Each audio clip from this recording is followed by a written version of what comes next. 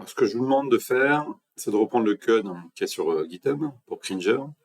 Il faut rien modifier ici. Par contre, quand on va cliquer, donc par exemple ici sur Anne et Adam, bien ici, on va toujours voir le radar qui est là, on va toujours voir le logout qui est ici. Et alors maintenant, on a une petite barre en plus ici à gauche, qui reste tout le temps à gauche, et vous voyez que il y a une scroll bar qui arrive quand il y a trop d'éléments, et il montre les 100 autres profils en fait. Donc là, vous savez que dans la base de données, il y a 101 profils, et donc forcément ici, je suis connecté avec cette personne-là, et donc ici, j'ai les 100 autres profils. Alors, comment ça fonctionne? Ici, j'ai un cœur blanc. Le cœur blanc, ça veut dire je n'ai pas encore touché, donc je n'ai pas encore matché ou passé cette personne. Si jamais je match, vous voyez qu'il va y avoir un cœur. Je peux aussi cliquer, donc maintenant, sur l'image ou sur le cœur, ce qui me permet de changer de profil directement. Donc c'est plus aléatoire du coup, ça sélectionne la personne et puis ça redevient aléatoire après. Donc là, je suis revenu sur la première, je peux faire un pass. Oh, je vais me mettre sur la deuxième, je vais faire un pass. Vous voyez que maintenant, ça passe au noir. Je peux revenir dessus et faire un match. Ok. Et donc ici, je peux le changer à chaque fois, comme je veux.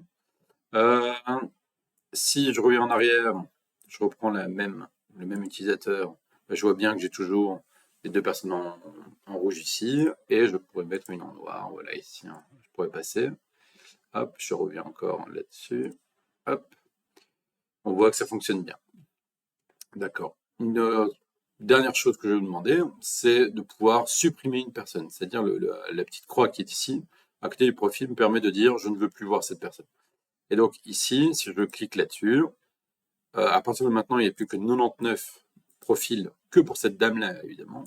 Et donc, si je viens là et je reclique dessus, elle n'a plus que 99. Mais si je prends celle qui est après, par exemple ici, Doris, elle a toujours les 100, elle. Il y a toujours elle qui est là. Et donc, je peux... Yep. C'était qui? C'était elle. Donc, je peux comme ça supprimer pas mal de personnes, de profils.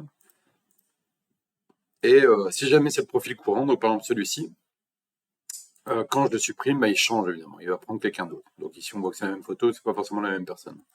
Ok, donc là, il y a deux personnes différentes. Mais donc ici, on peut supprimer. Donc il a mis plusieurs fois même la même photo. Ça c'est pas grave, c'est la base de données qui est faite comme ça. Ici, donc voilà, on peut supprimer. Et vraiment beaucoup de fois les mêmes photos. Voilà. Et je peux toujours matcher. Voilà. Je crois que c'est à peu près tout. Et chaque fois, évidemment, le nombre change ici. Quand je me déconnecte, je reviens. Il est toujours marqué bien 79 et on a gardé ce qu'on a liké ou pas. Voilà.